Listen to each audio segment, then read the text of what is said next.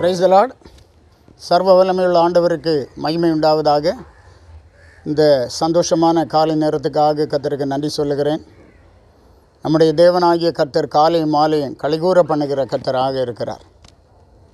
கர்த்தராகிய இயேசு கிறிஸ்து உயிரோடு எழுந்து 500 பேருக்கு அதிகமான பேர்களுக்கு தரிசனமானார் என்று பார்க்கிறோம். அவ்விதமாக இருந்தபோது பேதுரு ஒரு நாள் மீன் பிடிக்கப் போகிறேன் என்றான். அவனோடு கூட மற்ற சில சீஷர்களும் சென்றார்கள். அவர்கள் கடலில் போய் மீன்களை பிடிக்கும்படி முயற்சி பண்ணினார்கள். இரவெல்லாம் அவர்கள் பிரயத்தனப்பட்டார்கள், ஒன்றும் அகப்படவில்லை. அதிகாலையில் இயேசு அந்த கடற்கரையில் வந்தார். வந்து அவர்களோடு பேச்சு கொடுக்கிறார். 4ஆம் வசனத்தில் படிக்கிறோம். விடியற் காலமான போது இயேசு கரையில் நின்றார். அவரை இயேசு என்று சீஷர்கள் அறியாதிருந்தார்கள். இயேசு கேட்கிறார், பிள்ளைகளை புசிக்கிறதற்கு ஏதாகிலும் உங்களிடத்தில் உண்டா என்றார். அதற்கு அவர்கள் ஒன்றும் இல்லை என்றார்கள். பாருங்கள், இரவெல்லாம் பிரயாசப்பட்டும் புசிக்கிறதற்கு கூட ஒன்றுமே அகப்படவில்லை என்று பார்க்க.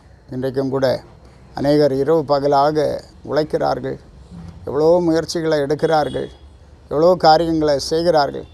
ஆனாலும் அவர்கள் வீடுகளில் பாருங்கள், புசிப்பதற்கேற்ற ஆகாரம் இல்லாமல் ஒரு சூழ்நிலை இருக்கிறதை நாம் உணரலாம்.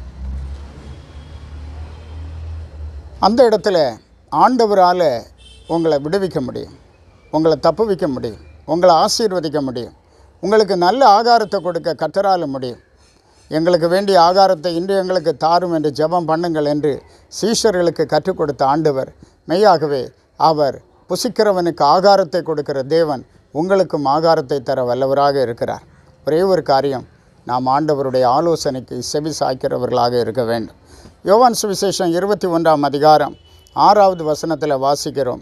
அப்பொழுது அவர், நீங்கள் படவுக்கு வலது புறமாக வலையை போடுங்கள், அப்பொழுது உங்களுக்கு அகப்படும் என்றார். ஒரே ஒரு ஆலோசனை, படகுக்கு வலது பக்கமாக வலையை வீசுங்கள் என்றார். இவர்கள் இரவெல்லாம் பிரயாசப்பட்டவர்கள், வலது பக்கமும் இடது பக்கமும் எல்லா பக்கங்களிலும் வலையை வீசி இருப்பார்கள். ஆனாலும் ஒன்றும் அகப்படவில்லை.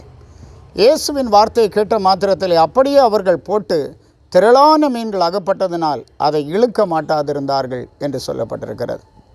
பாருங்கள், பரிபூர்ணமான ஆசீர்வாதம், நிறைவான ஆசீர்வாதம் நம்முடைய வாழ்க்கையில் கொடுக்கிறவர் நம்முடைய தேவனாகிய கர்த்தர். தேவ ஆலோசனைக்கு நாம் கீழ்ப்படியும் போது நிறைவான ஆசீர்வாதங்களை தந்து நம்மை நடத்துவார். இந்த நாளிலும் கூட உங்கள் ஒவ்வொருவருடைய வாழ்க்கையிலும் ஆண்டவர் நிறைவான ஆசீர்வாதங்களை தந்து உங்களை ஆசீர்வதிக்கும்படி உங்களுக்காக ஜெபிக்கிறேன். கர்த்தர் உங்களோடு இருந்து மென்மேலும் உங்களை பலப்படுத்துவாராக. ஜெபிப்போம். ஆசீர்வாதத்தின் ஊற்றாய் உறைவிடமாய் இருக்கிற எங்கள் பரலோக பிதாவே, உம்மை நாங்கள் துதிக்கிறோம், ஸ்தோத்திரிக்கிறோம். இந்த உலகத்தில் நாங்கள் வாழும் ஒவ்வொரு நாளும் ஆண்டவருடைய ஆலோசனைகளை கேட்டு அதன்படி நடக்க ஆண்டவரே, அருமையான உம்முடைய பிள்ளைகள் ஒவ்வொருவருக்கும் ஆண்டவர் இரக்கம் செய். தெய்வீக ஆலோசனைகளை நாங்கள் சாதாரணமாக எடுத்து விடாதபடி தேவ ஆலோசனையின்படி செயல்பட கிருபைதார். பேர் பேராய் உம்முடைய பிள்ளைகளை ஆசீர்வதியும். இந்த நாளிலும் இவர்கள் ஆண்டவரே கர்த்தாவே அபரிதமான ஆசீர்வாதங்களை தேவனிடத்திலிருந்து பெற்றுக்கொள்ளட்டும், பலப்படுத்தும். இயேசுவின் மூலம் கேட்கிறோம் பிதாவே, ஆமென், ஆமென். God bless you.